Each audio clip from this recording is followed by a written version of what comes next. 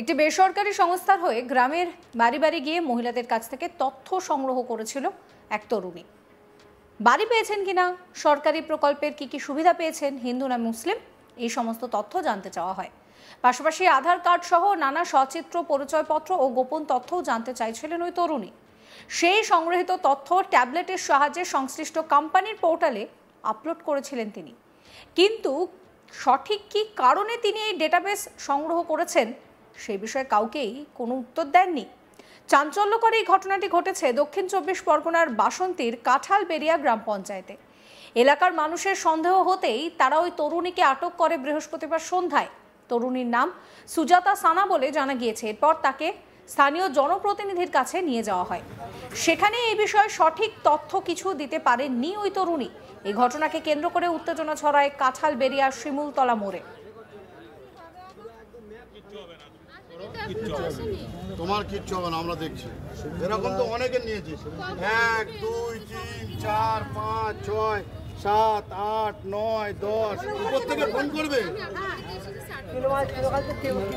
কে বাংলাদেশি, কে পাকিস্তানি, তুমি ঠিক করার কে? তুমি ঠিক করার কে পাঠাচ্ছ? তুমি সেটা বলো।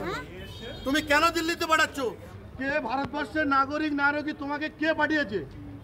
এখানে তো অপশনে দেখাচ্ছে, এখানে তো পরিষ্কার অপশনে দেখাচ্ছে তুমি দিল্লিতে সেন্ট্রালে পাঠাচ্ছ।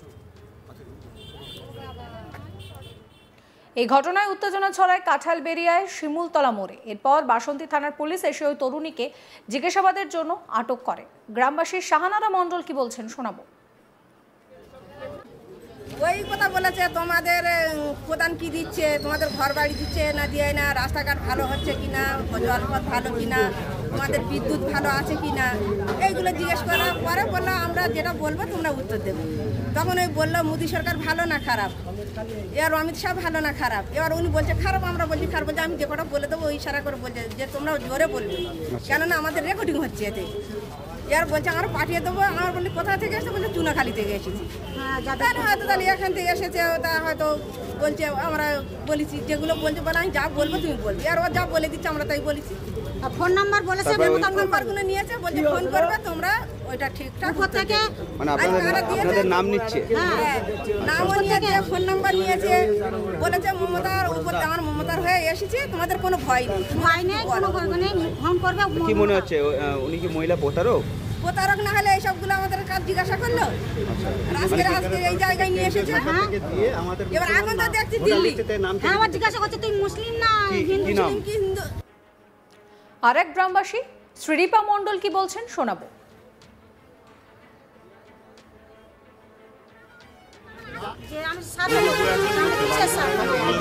বাড়ি নেই, কলটল নেই, এইসব বাথরুম টাথরুম এইগুলো বলে টলে নিয়ে তাই এলে হয়তো পাঠিয়েছে। তা আমি আমার থেকে ভুল হয়ে গেছে জিজ্ঞাসা করাটা, যে তুমি কোথা থেকে এসে যে জিজ্ঞাসা করতেন তাহলে আর কোনো প্রবলেম থাকতো না।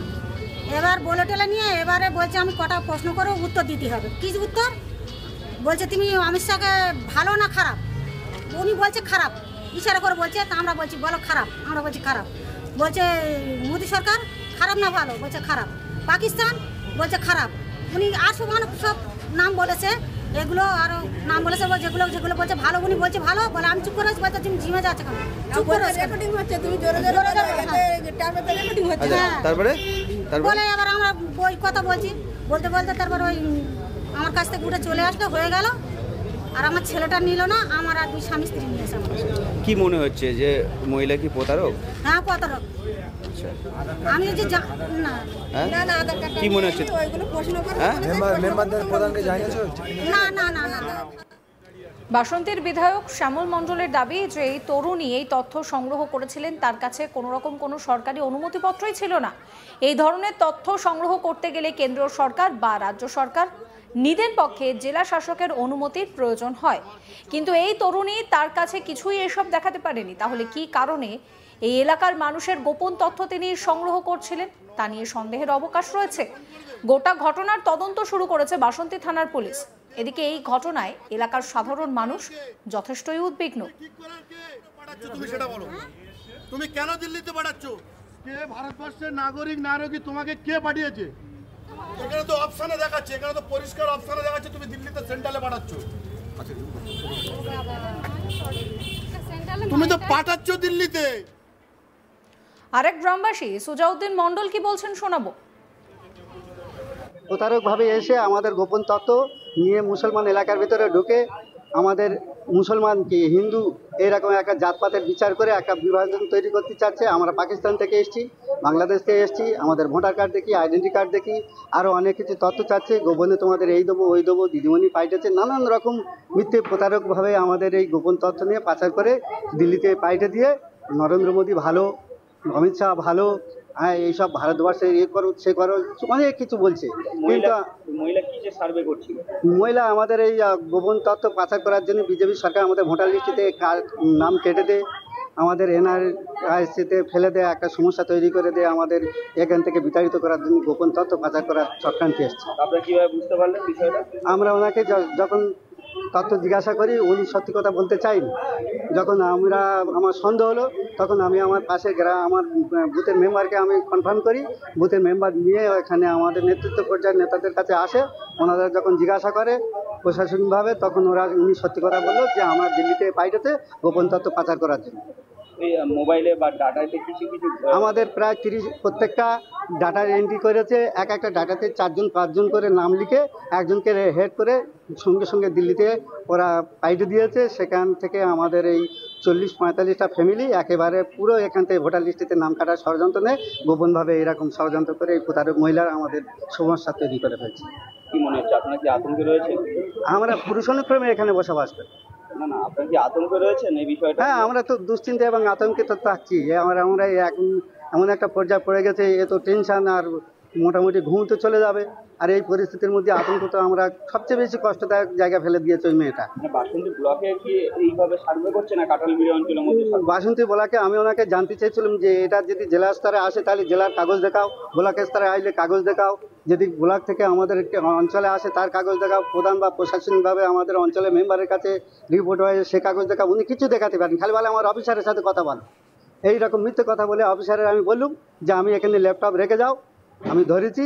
উনি আমাদের সামনে সব ডিলিট করবে, ডিলিট করতে পারছে না, বলে আমার টেকনিক্যাল সমস্যা আছে, ডিলিট করতে পারবো না। সব কাছে এরা একটা চক্রান্ত করে একটা গ্রুপ পাইটে দিয়েছে কেন্দ্রীয় সরকার থেকে, আর 10জন মহিলা এরা একটা গ্রুপ করে টিম করে এইরকমভাবে প্রতিটা গ্রামে ঢুকে সব জায়গায় করছে।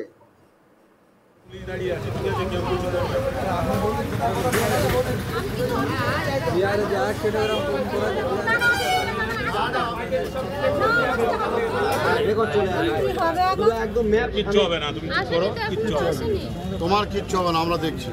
এরকম তো অনেকে নিয়েছে, 1 2 3 4 5 6 7 8 9 10 উপর থেকে ফোন করবে।